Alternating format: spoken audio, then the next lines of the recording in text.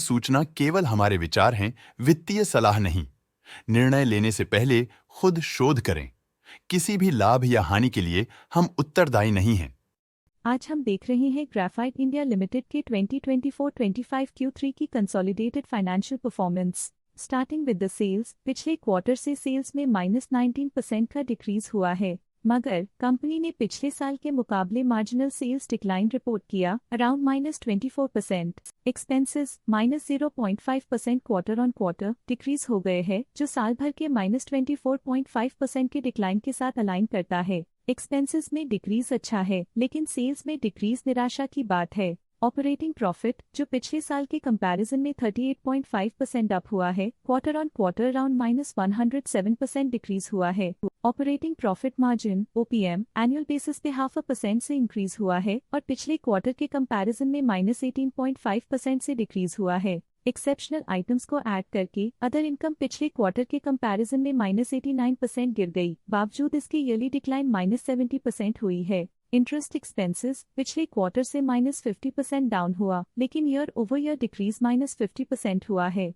Depreciation costs में 4.5% का climb देखने को मिला और ईयरली बेसिस पे 9.5% का इंक्रीज देखा गया। Profit before tax annually -156% decrease हुआ, लेकिन प्रीसीडिंग क्वार्टर से -105.5% डिक्रीज हुआ है। इस साल कंपनी ने 32% टैक्स पे किया और क्वार्टरली कंपनी ने -50% टैक्स पे किया है। नेट प्रॉफिट ने ईयर ऑन ईयर -223.5% का डिक्लाइन दिखाया, लेकिन लास्ट क्वार्टर से -111% का कंट्रैक्शन हुआ है। इस क्वार्टर के दौरान कंपनी का परफॉर्मेंस इतना अच्छा नहीं रहा।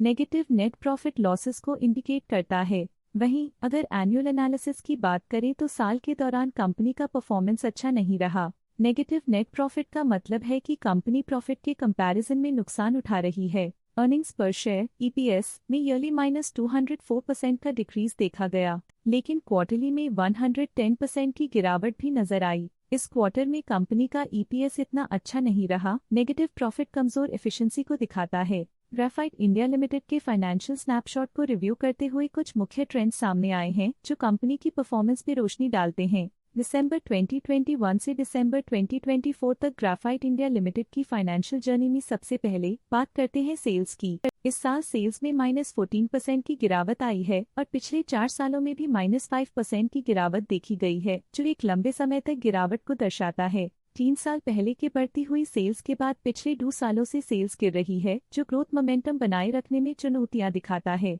अब बात करते हैं एक्सपेंसेस की। इस साल एक्सपेंसेस -22% घाट गए हैं, लेकिन 4 सालों में 6% का इजाफा हुआ है। इस साल सेल्स में एक्सपेंसेस के मुकाबले ज्यादा वृद्धि हुई है, जो अच्छी प्रॉफिटेबिलिटी को दर्शाता है। इस साल ऑपरेटिंग प्रॉफिट में लगभग 3.5 गुना की बढ़ोतरी हुई और पिछले 4 सालों में -60% की गिरावट हुई है। लगातार 2 साल की गिरावट के बाद इस साल ऑपरेटिंग प्रॉफिट बढ़ा है, जो ऑपरेशनल रणनीतियों में सुधार को दर्शाता है। कठिन दौर से गुजरते हुए नेट प्रॉफिट में इस साल -48% की गिरावट आई है, जो पिछले 4 सालों में -10.5% की गिरावट के साथ चुनौती पेश करता है। EPS के लिए रास्ता कठिन रहा है। इस साल EPS -48% डिक्रीज हुआ और पिछले 4 सालों में कुल मिलाकर -10% की गिरावट हुई है। चलिए अब बात करते हैं शेयर होल्डिंग पैटर्न की। ग्रेफाइट इंडिया की शेयर होल्डिंग रिपोर्ट्स कुछ इस प्रकार की हैं, जो दिसंबर 2024 के 31 तक चलता है।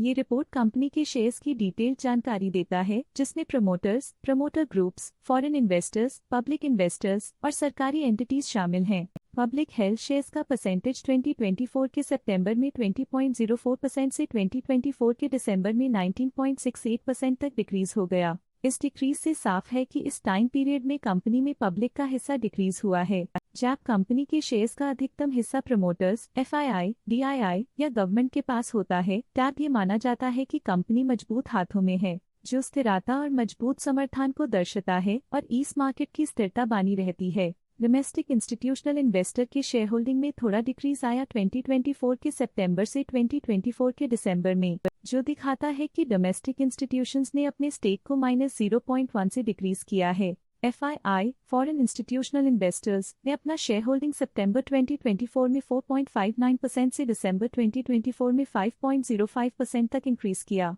ये बताता है कि फॉरेन इंस्टीट्यूशंस ने कंपनी में अपना इंटरेस्ट 0.46% तक इंक्रीज किया है। ये था कंपनी का करंट शेयर होल्डिंग पैटर्न। आज के लिए फाइनेंशियल सेक्टर में इतना ही। देखने के लिए धन्यवाद। स्टॉक लेटेस्ट न्यूज अपडेट के लिए चैनल को सब्सक्राइब करें और वीडियो को लाइक एंड शेयर करें।